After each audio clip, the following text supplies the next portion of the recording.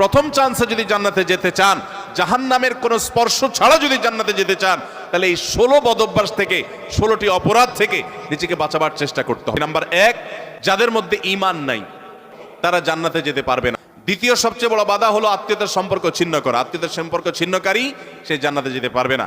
তৃতীয় বড় বাধা হলো যারা চগলখড়ি বদঅভ্যাস আছে, এই রোগটা। চতুর্থ, প্রতিবেশীকে কষ্ট দেওয়ার রোগ যাদের আছে। 5 নম্বর হলো অহংকার। 6 নম্বর হলো প্রতারণা করা, মানুষের সাথে মানুষকে ধোঁকা দেওয়া। 7 নম্বর হলো দান করার পর খোঁটা দেওয়া। 8 নম্বর হলো কৃপণতা।